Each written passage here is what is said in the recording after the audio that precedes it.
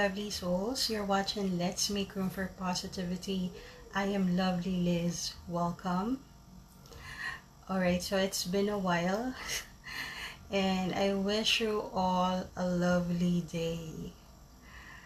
And now it's already December. Alam ko a lot of you are excited para sa darating na holiday season.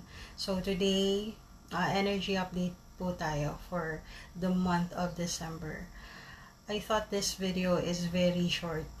Pero when I learned of how significant the energies are, medyo humaba po.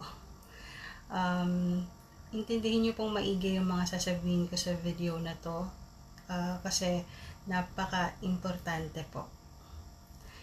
This energy update na ibabahagi ko sa inyo ngayon at kahit ng mga past videos, galing po ito sa mga astrology experts, spiritual masters, psychic medium, and mindset coaches from other countries na expert sa larangan na to. Ang iba naman ay na-receive ko mismo through meditation. I meditate every day, at least 10 to 15 minutes to ground my energy and receive downloads. And every time you quiet your mind kasi, you will receive clear messages, ideas, downloads coming from God, the higher power, our divine source, and also messages coming from our guardian angels, spirit guides, archangels. So you're not just grounding your energy whenever you meditate, but you can connect directly to the higher realm or tinatawag ding spirit realm. And whenever you receive ideas, sometimes you will receive answers to your questions. Yan. So, kaya maganda po talagang mag-meditate tayo every day. At, ang daming naganap this November kasi simula na ng changes and transformation. Whether we like it or not. Tuloy-tuloy na po itong transformation na nagaganap kay Gaia, ang ating beloved planet, Mother Earth. It's a shift from 3D to 5D. It's becoming a new Earth. I am preparing a separate video for that, so please watch out for it. Pero bago ang lahat, kung dati ka nang nanonood sa mga videos ko kahit hindi ka pa nakasubscribe, pero feeling mo need mo manood every time na meron akong upload, or kung ikaw man ay ngayon lang naligaw sa channel ko or sa page ko, ito po ang masasabi ko sa inyo bago kayo manood ng video. Be open. Be open to receiving unfamiliar messages and information. Wag po tayo maging sarado sa mga posibilidad at mga bagong impormasyon. Alalahanin na we evolve and the only permanent thing in this world is change. Kaya buksan natin ang ating puso at kaisipan. Alam kong marami sa inyo ang nakakaramdam na there is something happening in the atmosphere that you cannot explain. Tapos, hindi makatulog, parang restless. Minsan wala naman dahilan pero parang ang hirap matulog. Tapos may mga pangyayari sa paligid na parang hindi normal or kakaiba. So, please be understanding as well. Maaring hindi ka lubos na naniniwala sa ngayon, pero anong malay mo isang araw, may pangyayari sa buhay mo na sasabihin mo, teka, ito yung sinasabi sa video nung babaeng may kakaibang content. Ganon. Dito sa Philippines, wala pa akong nakikita so far na nag-share ng mga ganitong bagay, yung mga energy updates about astrology, ganyan. Kasi yung iba, kahit may alam sila, natatakot sila na i-bash or i-judge sila ng mga taong hindi alam yung mga bagay na to. Although, marami na yung contents about manifestation. dito sa Pilipinas. Yan ang napansin ko. Mas focus sa manifestation. Paano magkatamasa ng kasaganaan at maraming pera. Which is totally fine. Totally fine because money is our birthright. Abundance is our birthright. Importante ang money na para bang air that we breathe. Ganun siya ka-importante din. Money is also a spiritual energy. In case you don't know. Sinabi ko na to, nagagawa ako ng separate video about money. Mag-iiba yung pagtingin nyo sa money kapag napanood nyo yung video na yon. So, ako po kasi,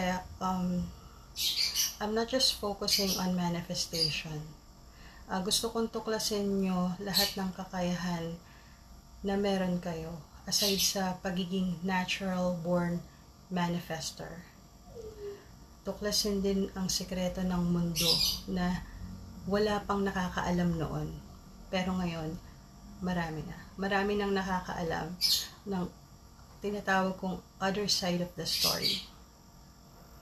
So, ayoko sabihin mali yung dating paniniwala. Pero, mas gusto kong ipagpalagay kasi wala naman kasalanan yung mga tao na nabuhay sa mga recent generation. Nangyari to eons of years ago pa. Kaya naging ganito yung programming natin. So, mas gusto kong sabihin the other side of the story. In other countries, marami nang nakakaalam ng mga bagay na to. Millions na kung susumahin. Nakatulong siguro yung pagiging open-minded nila. Tayo kasi sa sobrang pagmamahal natin sa kultura natin, na hindi naman masama, hindi masamang mahalin ang kultura, pero sa sobrang pagmamahal natin, sinasara na natin yung ating kaisipan para sa mga bagong posibilidad. Yung iba nagagalit pag yung isang tao nalaman nila na merong ibang paniniwala na hindi kagaya ng paniniwala nila. Nakakapagtaka rin kasi bakit galit yung initial reaction ng isang tao. Pwede naman nating irespeto kung nagbago man ng paniniwala ang isang tao. Dahil sigurado naman na may malalim na dahilan ang bawat pagbabago. And in this journey, inaral kong balansehin ang lahat ng walang panghuhusga. Hindi naman po siya naging mahirap for me kasi lumaki naman po akong walang masamang tinapay sa ibang tao. And I'm just here in the Philippines, but almost every day I am connecting to people from other countries, taking courses, taking sessions for energy activation, for my personal and spiritual growth. I'm connecting to people with the same minds, same beliefs, and same reality. Pero sabi ko nga, kailangan ding malaman ito ng mga Filipinos. Mga Filipinos na may bukas na kaisipan para sa pagbabago. For me, if you're a Filipino and you discovered the other side of the story, a different story from what we know or what we knew, speak your truth. Dahil ang katotohanan nito na ito will set us all free.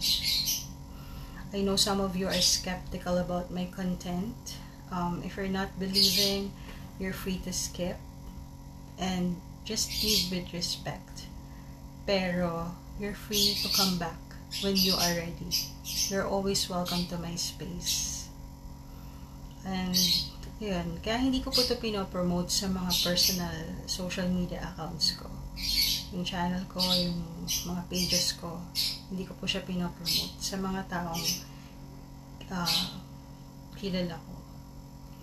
I don't chase. Kasi pwede kasing ang makapanood nito, yung mga taong hindi open, hindi handa para dito. Gusto ko po kasi na if ever matagpuan ng isang tao ang video na to dahil meron siyang bukas na puso at kaisipan. Kaya before ako mag-film, nagme-meditate po muna ako.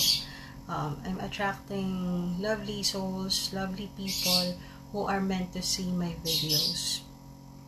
Mga taong aligned sa energy na meron ako, same vibration, like-minded people, ika nga. Kaya maaaring nandito ka ngayon sa video na to, not by accident, but for a reason. At eto na nga, while filming this video, it's already new moon. Ang bilis ng oras, ang bilis ng panahon. This time, it's the new moon in Sagittarius. Pero bago natin pag-usapan ng new moon, nagkaroon po ng changes sa alignment ng planets. May natapos na cycle, this November may natapos na cycle, at ito ay ang planetang Pluto. Na for 15 years po pala, Pluto is in Capricorn sign, which gave everyone challenging or tough times. Kung mapapansin niyo po, napaka-challenging ng buhay ng karamihan for the past 15 years. Pero this November 19, 2024, Pluto enters Aquarius. At ang alignment na ito ay mananatili for 20 years. Kaya marami sa atin ang makakapag-relax na. Hindi na masyadong magiging ganun ka-challenging. Of course, may challenge pa rin because it's part of our growth. Hindi naman tayo mag-grow without challenges. Pero hindi na siya ganung kagaya nung dati na parang kala mo halos walang pahinga sa challenges. Yan. And sinasabi rin na this is a gateway of a new era. New era of liberation, innovation, and the awakening of global consciousness. Marami sa mundong to ang naglalakad ng tulog sa maraming taon. And this time, marami ang magigising at tutuklasin ang katotohanan. Recently, marami ang nakaranas ng soul awakening. Dahil ito sa mga energies na binibigay ng mga cosmic events. Ang planetang Pluto is a planet of death and rebirth. So, same energy sa mga nagdaang cosmic events. Inaalis or tinatapos nila ang mga lumang paniniwala to birth the new earth. Like what I've said, these cosmic events are helping the shift of our planet, Mother Earth. Asahan din ang breakthroughs in technology and science. In case you don't know, ang buhay natin ay binubuo ng spiritual and science. Maraming discoveries and new energy resources ang matutuklasan na babago sa buhay nating lahat. Magkakaroon din ng shift sa power at systems. Outdated political and economic structure will dissolve, making way for a new aligned forms. Magkakaroon ng unity, a rising sense of interconnectedness and empowerment through community-based leadership. Wow. This is the death of the old paradigm. Malaking bahagi dito ang planetang Pluto because Pluto is the great transformer. Pag si universe at ang cosmos na ang kumilos, isama pang energy ng mahal nating si Master Yeshua. We all know as Jesus Christ. Actually, Christ consciousness is now on earth. It's like a golden thread na nakayakap sa ating planeta, helping our planet for this shift. This is a big transformation, a positive change that we all longing for. Gusto niyo ba yan? Ako po gusto ko yun. So glad to know all about these things. Nagsimula na din ang Mercury retrograde on November 25, 2024, na normally nagkakaroon ng glitch sa system or sa technology. Nagkakaroon din ng miscommunication during Mercury retrograde. Nagkakaroon ng mga delays, usually sa flights. Yan. And this will last until December 16, 2024. So, second week of December. During this period, ang advice ng mga experts, magkaroon ng me time.